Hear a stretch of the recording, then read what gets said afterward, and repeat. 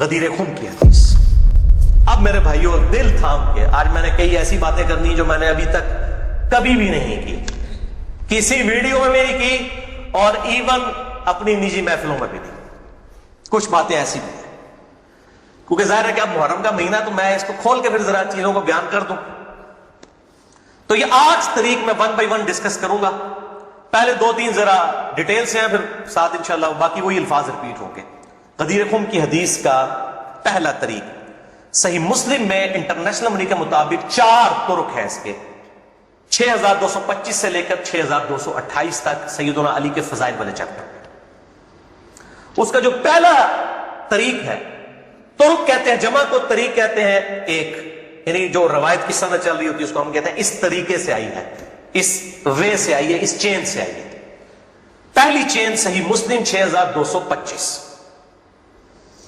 سیدنا زید ابن ارقم سے، جو سابقون الاولون تھے، انہی کا وہ دار ارقم تھا جس میں نبی صلی اللہ علیہ وسلم دعوت حق بیان کیا کرتے تھے۔ ظاہر کعبۃ اللہ میں تو وہ لوگ نہیں جانے دیتے تھے، جس طرح ہمیں آج علماء مسجدوں میں نہیں گھسنے دیتے، تو ہم نے بھی یہ دار ارقم سجایا ہوا ہے۔ تو زید ابن ارقم رضی اللہ تعالی عنہ علیہ السلام روایت کرتے ہیں، ان کے پاس کچھ تابعین آئے، صحیح مسلم 6225۔ انہوں نے کہا زید آپ کتنے خوش نصیب ہیں، شروع میں آپ نے اسلام قبول کر لیا، نبی صلی اللہ علیہ وسلم کے ساتھ آپ نے نمازیں پڑھی، آپ کے ساتھ جہاد کیا، آپ صلی اللہ علیہ وسلم سے ڈائریکٹ حدیثیں سنی، آپ کی صحبت کی، آپ تو بہت خوش نصیب ہیں۔ ہم آپ کے پاس صرف اس لیے آئے ہیں کہ آپ ہمیں کوئی ایسی بات سنائیں جو خود آپ صلی اللہ علیہ وسلم سے آپ نے سنی ہو۔ تو زید ابن ارقم نے کہا کہ میں بہت بوڑھا ہو چکا ہوں، ساری باتیں تو مجھے یاد نہیں ہیں، اس لیے میری معذرت قبول کرو، البتہ ایک کریٹیکل بات مجھے یاد ہے کہ آپ صلی اللہ علیہ وسلم جب حجۃ الوداع سے واپس آ رہے تھے اپنی وفات سے تقریباً 3 مہینے پہلے، تو مکے اور مدینے کے درمیان ایک خم نامی جگہ تھی، پانی کے لیے پڑاؤ کیا غدیر خم پہ، اور یہ بات ہے 18 ذوالحجہ 10 ہجری اور 11 ہجری میں آپ صلی اللہ علیہ وسلم کی وفات ہو گئی، ربیع الاول میں، تاریخ کنفرم نہیں لیکن دن سوموار تھا، صحیح بخاری میں آتا ہے۔ آپ صلی اللہ علیہ وسلم نے خم نامی گاؤں میں اونٹ کے پالان کا آپ کے لیے ممبر بنایا گیا، آپ صلی اللہ علیہ وسلم نے اس پہ چڑھ کر خطبہ دیا، اور الفاظ بڑے کنکلوڈنگ ہیں، ہم نے اپنے منہج پہ بھی لکھا ہوا، اے لوگو آگاہ ہو جاؤ، میں بھی ایک انسان ہوں، قریب ہے کہ اللہ کا قاصد یعنی موت کا فرشتہ میرے پاس آئے اور میں اس کی دعوت قبول کر لوں۔ لوگوں آگاہ ہو جاؤ، میں اپنے بعد تم میں 2 بھاری چیزیں چھوڑ کر جا رہا ہوں، یہ ہے حدیث ثقلین۔ ان میں سے پہلی چیز اللہ کی کتاب ہے، اس میں ہدایت ہے، اس میں نور ہے، تم اللہ کی کتاب کو پکڑو، اپنا تعلق اس کتاب کے ساتھ مضبوط کرو، اللہ کی کتاب اللہ کی رسی ہے، جو اس کو پکڑے گا ہدایت پر ہوگا، جو چھوڑ دے گا گمراہ ہو جائے گا۔ پھر زید ابن ارقم کہتے ہیں آپ صلی اللہ علیہ وسلم ترغیب دلاتے رہے، اللہ کی کتاب، اللہ کی کتاب، اللہ کی کتاب، لیکن امت نے چھوڑ دی کتاب۔ اور پھر آپ صلی اللہ علیہ وسلم نے فرمایا دوسری بھاری چیز میرے اہل بیت ہیں، میں اپنے اہل بیت کے معاملے میں تمہیں اللہ سے ڈراتا ہوں، میں اپنے اہل بیت کے معاملے میں تمہیں اللہ سے ڈراتا ہوں، میں اپنے اہل بیت کے معاملے میں تمہیں اللہ کا خوف دلاتا ہوں۔ اچھا، اب ظاہر ہے اس زمانے میں بھی لوگ موجود تھے، لوگوں کے کان کھڑے ہو گئے۔ حضرت معاویہ بن ابی سفیان رضی اللہ تعالیٰ عنہ کا دور تھا، تابعین نے سیدھا سوال ہی عجیب و غریب کر دیا، انہوں نے کہا زید یہ حضور کی بیویاں نے بیعت نہیں ہے؟ دیکھو، بجائے پوچھنے کے سینئر صحابی سے پوچھتے کہ اہل بیت کون ہے، ان کو فوراً پتہ چل گیا کام کدھر اور ہی جا رہا ہے، یہ حضور کی بیویاں اہل بیت نہیں ہے۔ زید بن ارقم نے کہا کہ بیویاں اہل بیت ہیں، لیکن یہاں پر وہ مراد نہیں ہے، یہاں پر تو نبی صلی اللہ علیہ وسلم کے خاندان کے لوگ مراد ہیں، آل علی، آل عقیل، آل عباس، آل جعفر، وہ لوگ مراد ہیں اہل بیت، حضور کی بیویاں یہاں مراد نہیں ہیں، جن پر قیامت تک کے لیے صدقہ حرام ہے، یہ زید بن ارقم نے کہا۔ تھوڑا کوڑا سیدھے طریق، اگلا بڑا سخت جے، میں ڈر رہا ہوں یہ بیان کرتے ہوئے، لیکن اس میں نے پمفلیٹ میں لکھ دیا ہوا ہے، لیکن وہ لوگ پڑھ کے گزر کے ہوں گے، لیکن میں اب آپ کو توجہ دلاؤں گا۔ صحیح مسلم 6228 نمبر طریق، اس میں پتہ کیا الفاظ ہے؟ اس حدیث کے اینڈ پہ تابعین پوچھتے ہیں کہ کیا نبی کی بیویاں اہل بیت نہیں ہیں؟ تو زید ابن ارقم کہتے ہیں اللہ کی قسم نہیں، اللہ کی قسم نہیں۔ عورت تو کتنا عرصہ کسی مرد کے ساتھ گزارتی ہے، بعد میں اس کا مرد اسے طلاق دے دیتا ہے، وہ اپنے میکے واپس آ جاتی ہے، تو عورت کیسے اہل بیت ہو سکتی ہے؟ ایسے ہی مسلم پڑھ رہے جی بھائی اے سولہ کافی نہیں پڑھ رہا مولویوں، صحیح مسلم 6228، وہ کہتے ہیں بیوی کو طلاق ہوئی اپنے گھر چلی گئی، وہ کہاں سے اہل بیت ہو گئی؟ یہاں تو نبی صلی اللہ علیہ وسلم کے خاندان والے مراد ہیں جن پر قیامت تک کے لیے صدقہ حرام ہے۔ زید ابن ارقم کو ریال نہیں ملتے تھے، نہ سعودیہ سے نہ ایران سے، وہ تو صحابی تھے نا رضی اللہ تعالیٰ عنہ، حق بیان کیا انہوں نے۔ اچھا یہ نہ سمجھیں یہ کہہ دیں کہ زید ابن ارقم کا اجتہاد ہے، اے پائی اجتہاد نہیں ہے، سن لو۔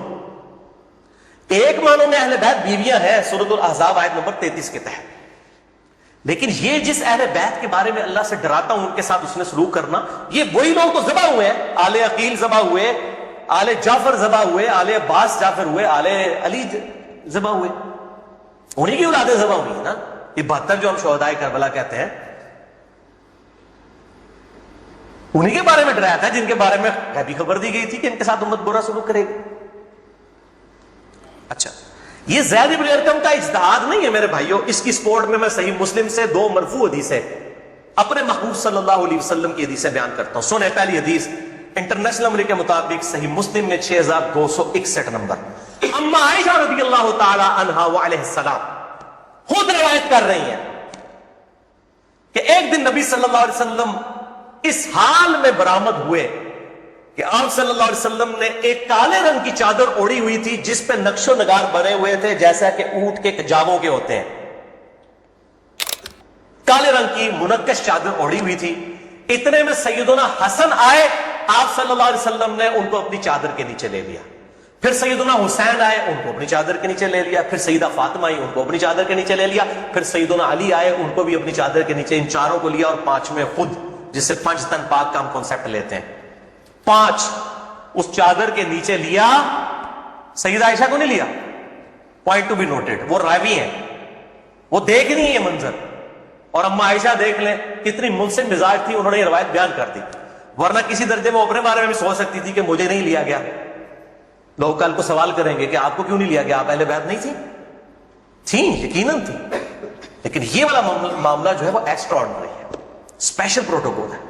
چادر کے نیچے لیا، پھر آپ صلی اللہ علیہ وسلم نے سورۃ الاحزاب کی آیت نمبر 33 پڑھی، انما یرید اللہ لیذھب عنکم الرجس اہل البیت ویطہرکم تطہیرا۔ اے نبی کے گھر والوں، اللہ تو صرف یہی چاہتا ہے کہ ہر طرح کی ناپاکی تم سے دور کر دے اور تمہیں خوب صاف ستھرا کر دے۔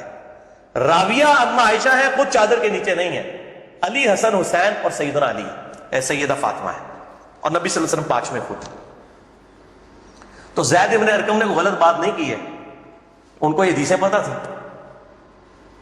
اور دوسری حدیث صحیح مسلم سے ہی انٹرنیشنل کے مطابق 6220 نمبر، یہ بڑی لمبی حدیث ہے، میرا ٹاپک کسی دوسری طرف چلا جائے گا اور کچھ بڑھ جانا ہے، چونکہ میں اس کو لکھ چکا ہوں ان 150 روایتوں والے 72 والے احادیث والے، لہذا میں اس کا ایک پورشن بیان کرنے لگا ہوں، باقی جسے شوق ہو تو وہ پڑھ لے، اس کے اندر میں نے لکھا ہے اس کا پورا طریقہ، ورنہ معاملہ کہیں سے اور ہی نکل جانا ہے، پھر سب و شتم والا ایشو ڈسکس ہو جانا ہے، حضرت معاویہ کے دور میں جو سیدنا علی کے پر لعنت ہوتی تھی، وہ والا ٹاپک اس میں ڈسکس ہو جانا ہے، اس لیے میں اس حدیث کا آخری جز بیان کر رہا ہوں کہ سیدنا سعد ابن ابی وقاص رضی اللہ تعالیٰ عنہ کہتے ہیں کہ جب آیت مباہلہ نازل ہوئی، نجران کے عیسائیوں کے ساتھ نبی صلی اللہ علیہ وسلم کی 1-to-1 ڈیبیٹ ہوئی، اینڈ پہ ہوا کہ ٹھیک ہے مباہلہ کرتے ہیں، کون حق ہے کون باطل ہے۔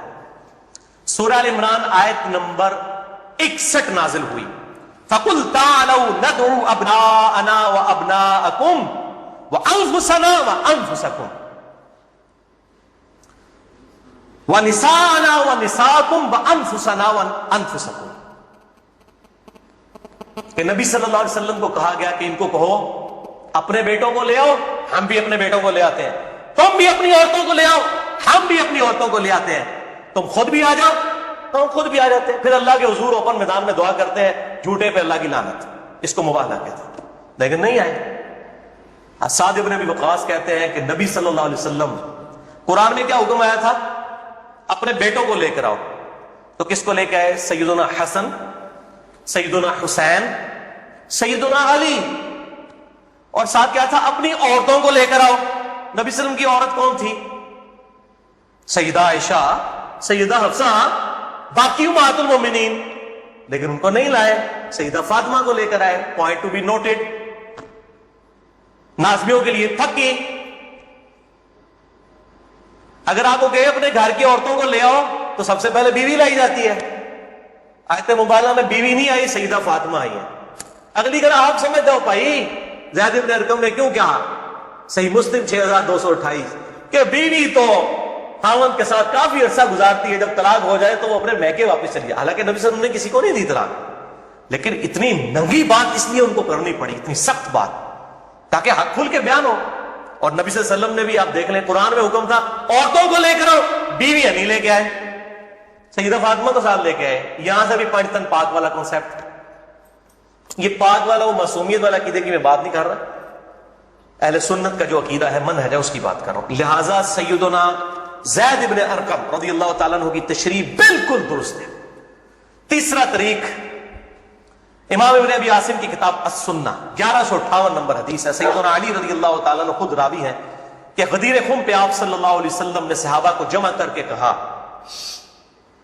کہ اے میرے صحابہ، کیا تم اللہ کو رب مانتے ہو، مجھے اپنا پیغمبر مانتے ہو؟ صاحب نے کہا بلا یا رسول اللہ، کیوں نہیں؟ پھر کہا کیا تم اللہ اور اس کے رسول کو سب لوگوں سے بڑھ کر محبوب سمجھتے ہو؟ انہوں نے کہا کیوں نہیں؟ پھر آپ صلی اللہ علیہ وآلہ وسلم نے فرمایا کہ پھر اگر تم مجھے اور اللہ کو محبوب رکھتے ہو، پھر فرمایا من کنت مولاہ فہذا علی مولاہ، پھر جس کا مولا میں اس کا مولا علی۔ جگری یار، مولا کا مطلب جگری یار، جس نے سورہ التحریم کی آیت نمبر 4 میں ہے ان اللہ ہوا مولا ہوا جبریل و صالح المؤمنین، اللہ کے نبی کا مولا ہے جبریل، فرشتے اور تمام صالح مومنین مولا ہے۔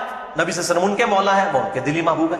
ہم اپنے مولویوں کو بھی مولانا کہہ رہے ہوتے ہیں نا، دلی محبوب مشکل کشا کا معنی نہیں ہوتا، دلی محبوب، جگری یار، بیسٹ فرینڈ۔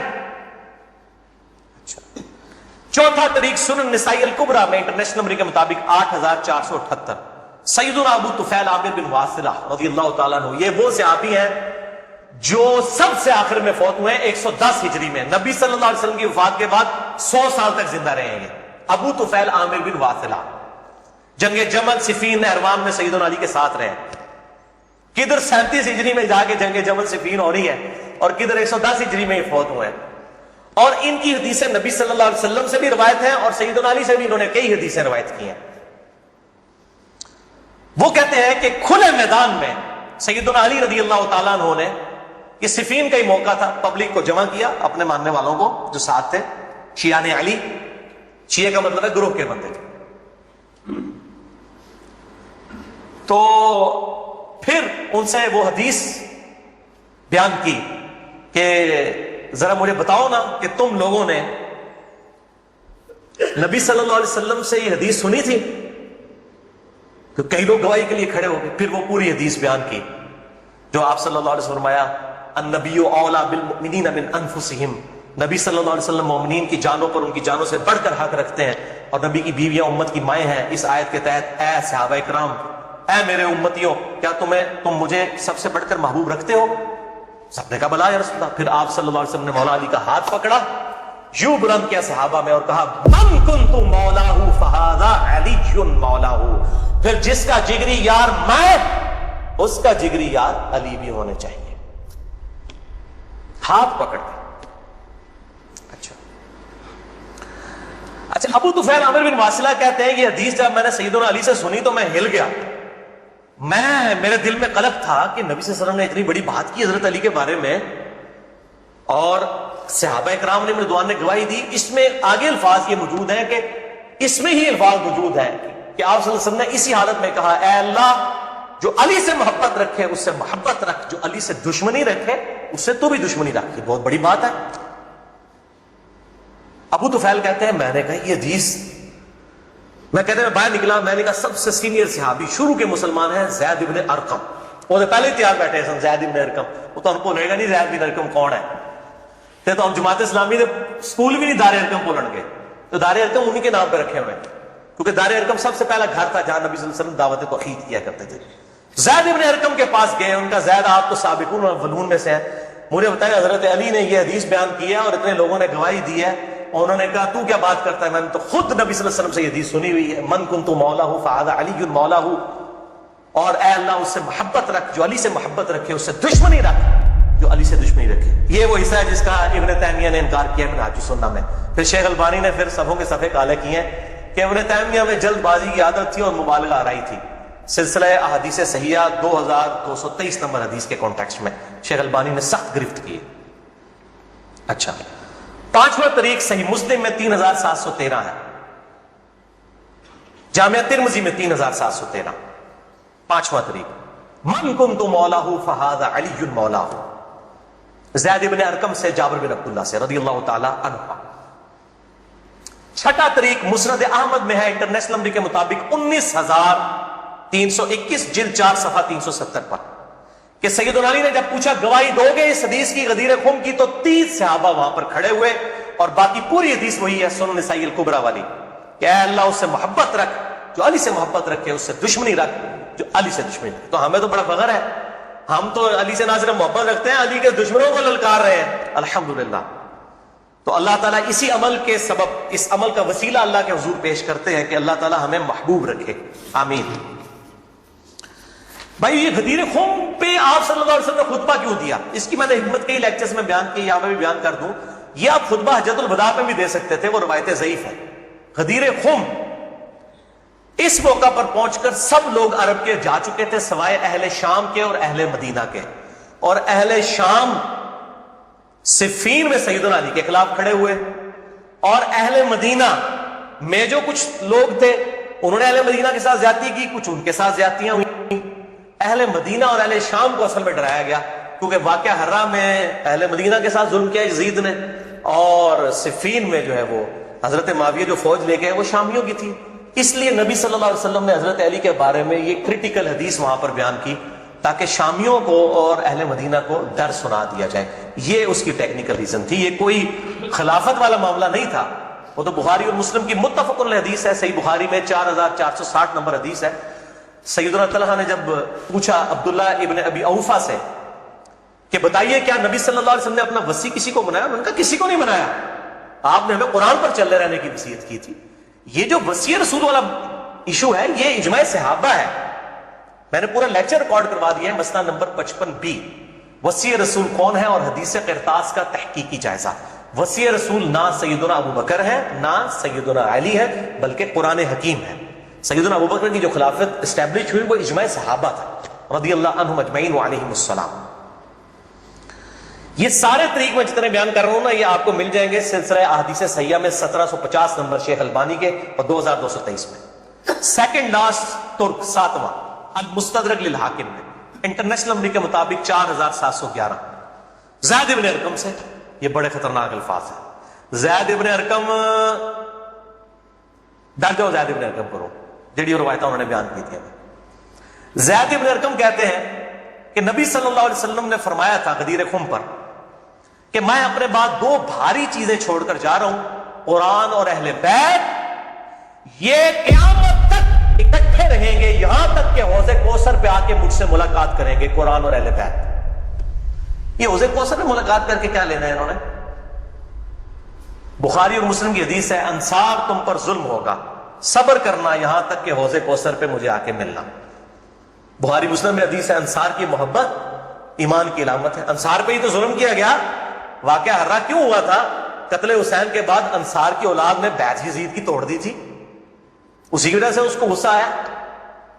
کہا انصار صبر کرنا یہاں تک کہ مجھے حوض کوثر. حوض کوثر پہ کیا مٹھائی کھلائی جائے گی؟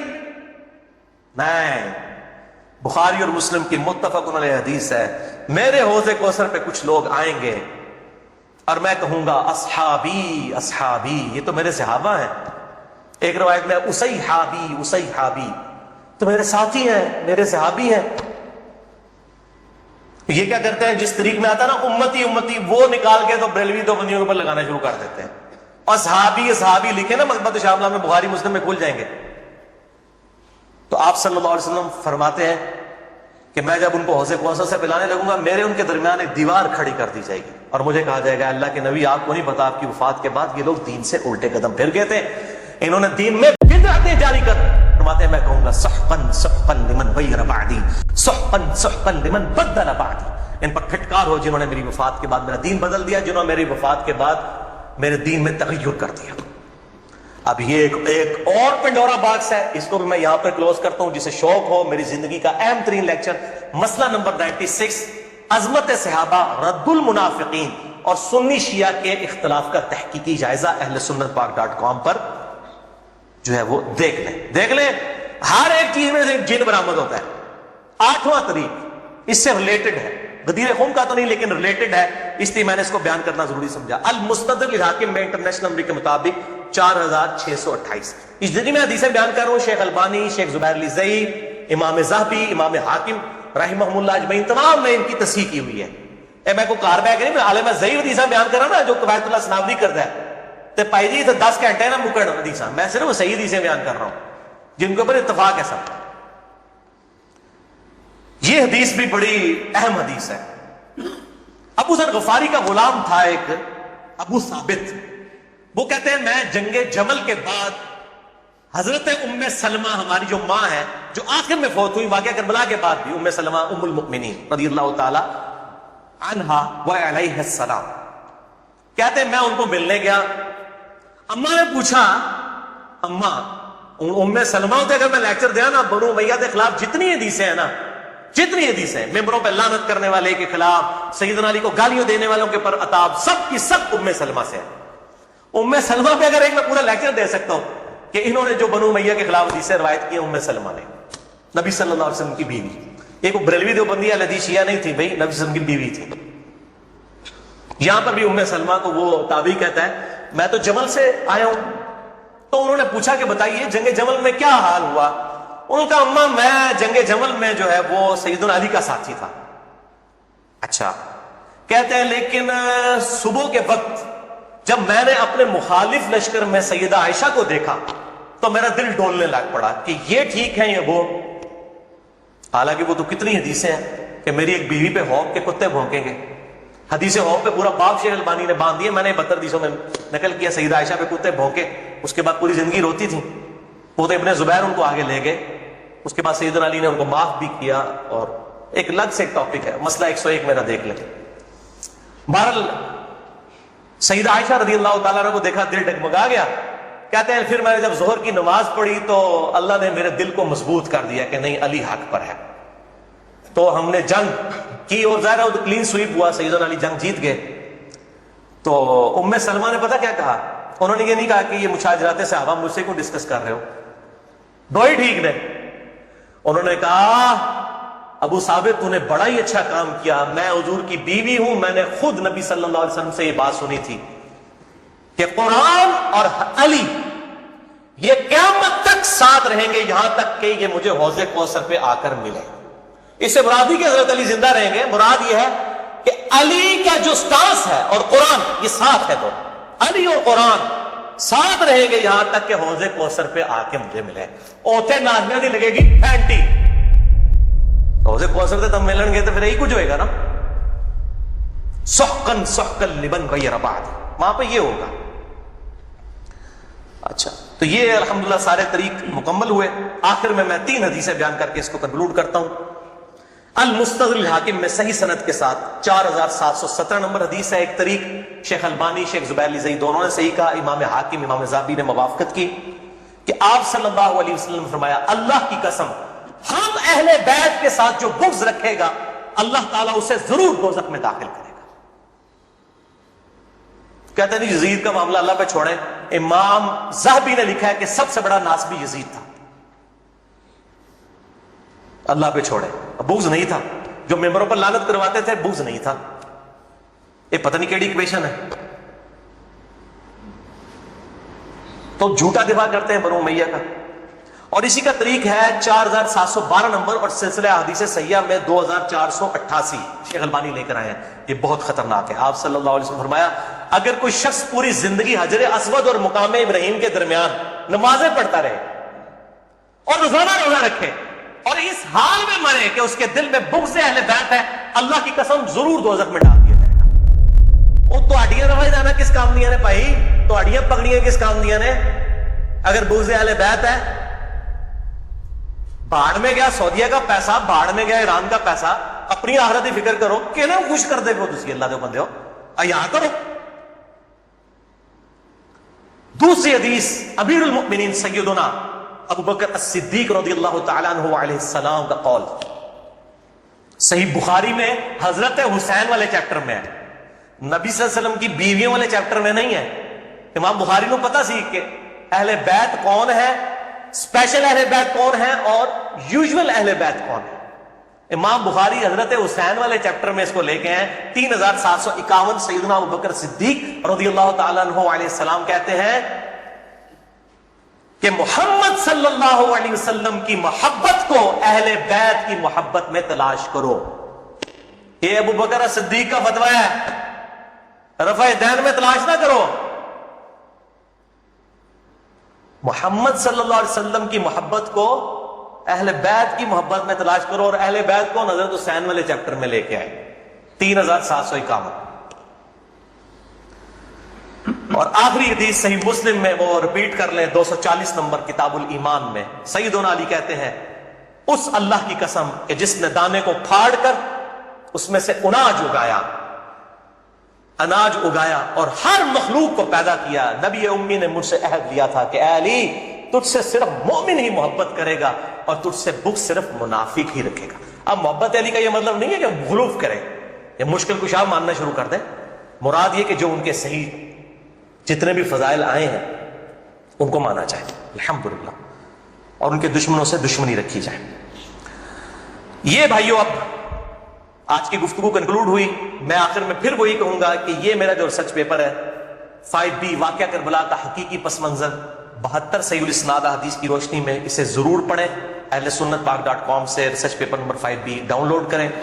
میں اپنی گفتگو کا اختتام کروں گا امام محمد بن ادریس الشافعی المتوفى 204 ہجری کے اس مشہور شعر پر. دیوان الشافعی میں ان کا شعر ہے ان کان رفضا حب آل محمد صلی اللہ علیہ وآلہ وسلم, اگر آل محمد کی محبت کا نام تم کہتے ہو رافضی ہونا ہے, شیعہ بھی نہیں رافضی, فلیشہد الثقلان انی رافضی, تو جنوں انس گواہ ہو جاؤ, اے بریلویو دیوبندیو اہل حدیث شیعہ سب کے سب, چاہے جنوں میں ہو چاہے انسانوں میں ہو, من الجنت والناس, وہ والا بھی من الجنت والناس, گواہ ہو جاؤ. فلیشہد الثقلان انی رافضی, ہاں میں پھر رافضی, میرے رافضی ہونے پر گواہ ہو جاؤ. یہ امام شافعی کا جو ہے شعر ہے, اس پہ میں نے گفتگو کنکلوڈ کی. باقی آپ اس میں دیکھیں. اللہ تعالیٰ سے دعا ہے جو حق بات میں نے کہی اللہ تعالیٰ ہمارے دلوں میں راسخ فرمائے. اگر جذبات میں میرے منہ سے کوئی بات نکل گئی تو اللہ تعالیٰ ہمارے دلوں سے محو کر دے. اللہ تعالیٰ ہمیں کتاب و سنت کی تعلیمات پر عمل کر کے دوسرے بھائیوں تک پہنچانے کی توفیق عطا فرمائے.